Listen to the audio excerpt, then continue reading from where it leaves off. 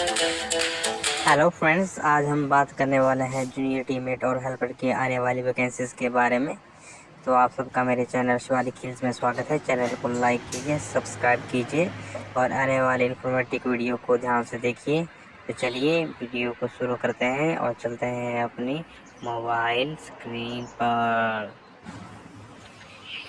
ये जो झांकी साथियों आप देख रहे हैं, ये बिजली बोर्ड की बहुत ही शानदार झांकी है, जिसे सर्वप्रथम पुरस्कार मिला था झांकी में। तो आप इस झांकी का आनंद लीजिए और चलिए वीडियो को शुरू करते हैं।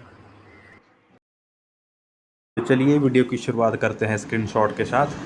तो मैंने कुछ स्क्रीनशॉट्स हैं जो न्यूज़पेपर से लिए हुए हैं, तो ज़रा उन पे पहले बात कर लेते हैं, बाद में मैं जो फैक्ट्स है उसके ऊपर आऊँगा। तो सबसे पहले आप यहाँ पर देखिए, जल्द भरे जाएंगे टीममेट और हेल्पर्स के 1000 पद।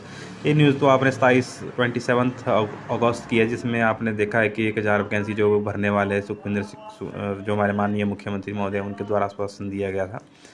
तो जैसा कि इसमें मेंशन किया गया है कि 4000 पोस्ट जो है वो खाली हैं। फिलहाल 1000 पद भरने की स्वीकृति जो है वो मिल सकती है। अभी स्वीकृति जो है वो मिली नहीं है। तो पहले मैं बता देता हूँ कि वो स्वीकृति क्यों नहीं मिली है, क्यों वो प्रोसेस आगे क्यों नहीं बढ़ पा रहा है। तो चलिए इस पहले वाले स्क्रीनशॉट को देखते हैं। तो इसमें जो बताया है, बिजली बोर्ड में 2500 टीममेट हेल्पर को राहत। ये राहत उन कर्मचारियों को मिली या टीममेट हेल्पर्स को मिली जिन्होंने रेगुलर होने के बाद अपना 2 साल का क्राइटेरिया जो है एएलएम प्रमोशन के लिए या एसएसए के लिए कंप्लीट कर लिया था। अब होगा क्या, जो 2500 टीममेट थे वो बन जाएंगे एएलएम। जो 2500 बच्चे खाली रह गए वैकेंट, उनमें होगी नई रिक्रूटमेंट। जो नई भर्ती होगी उसमें जो प्रोसेस होगा, उसका जो डाटा है अभी वो बोर्ड के मैनेजमेंट के पास जा रहा है कि जो जो बंदे प्रमोट है उनकी जगह पे जो खाली हुआ है टीममेट का वैकेंसी, वो बोर्ड मैनेजमेंट के पास जो है वो डाटा जा रहा है। फिर बोर्ड मैनेजमेंट उस डाटा को फाइनेंस के पास भेजेगी और उसके बाद वो कैबिनेट में अप्रूव होगा।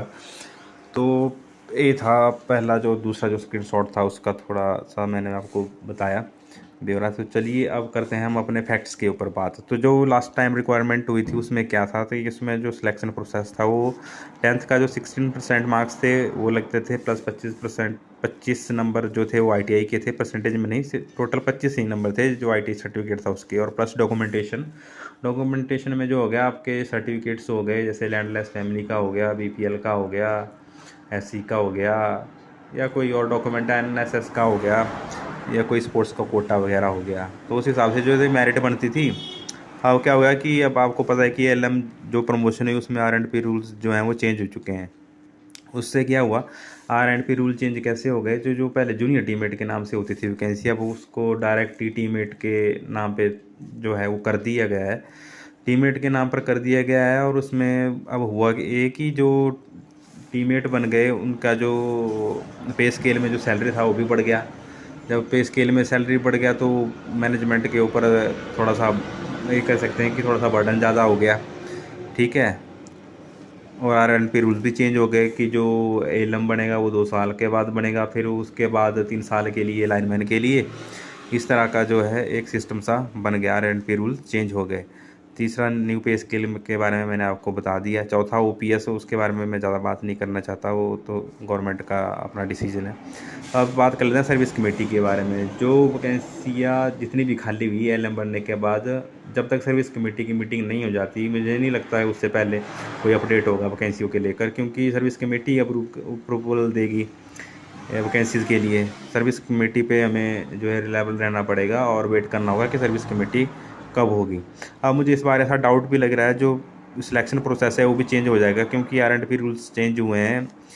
और पहले क्या था, 3 साल का कॉन्ट्रैक्ट होता था या 5 साल का कॉन्ट्रैक्ट होता था। उसके बाद कॉन्ट्रैक्ट करने के बाद रेगुलर करने के बाद फिर 3-4 साल की सर्विस, फिर प्रमोशन मिलती थी। लेकिन इस बार R and P rule change हो गए हैं, तो मैनेजमेंट के ऊपर दिखता ही है कि फाइनेंशियल बर्डन भी पड़ रहा है।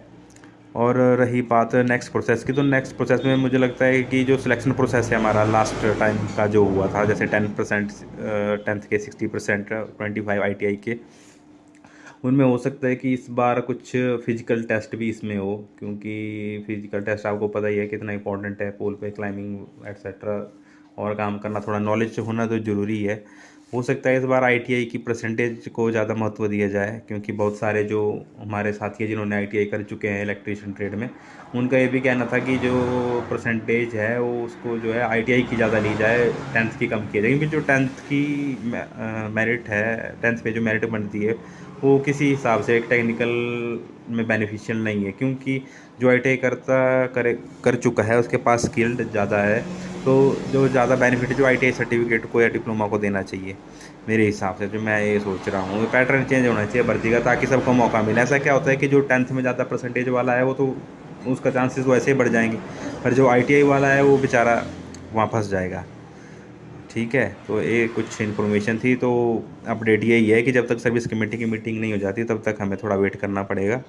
जो फ्यूचर में जो प्रोसेस होगा उसके बारे में मैं एक और वीडियो लेकर आऊँगा। जब तक जो दूसरे चैनल्स हैं, मैं नहीं कहता कि उनको ना देखिए, पर ऐसा डिमोटिवेट करने वाला वीडियो ना बनाएं ताकि जो हमारे साथी युवा साथी हैं उनको निराशा हाथ लगे। उनको भरोसा रखना चाहिए, वैकेंसियाँ होगी, बोर्ड में बहुत सारी वैकेंसियाँ खाली है, जल्दी नई भर्तियाँ होंगी। इसके लिए आपको थोड़ा इंतज़ार करना पड़ेगा। सर्विस कमेटी की मीटिंग का वेट करिए, उसमें जो अप्रूवल मिलेगा फिर कैबिनेट, फाइनेंस कैबिनेट में जाएगा, अप्रूवल मिलेगा तो वैकेंसी तो होनी है, वो तो हो जाएगी।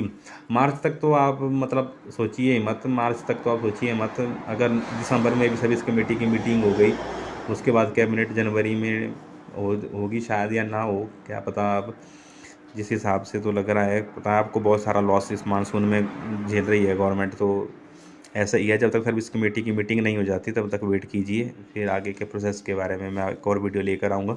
अगर आपका कोई क्वेश्चन है तो कमेंट बॉक्स में टाइप कीजिए, उसके बारे में मैं आपको इन्फॉर्मेशन लेके या रिप्लाई करने की कोशिश करूँगा। तब तक बी पॉजिटिव। तो ठीक है, चैनल को लाइक कीजिए, सब्सक्राइब कीजिए। धन्यवाद।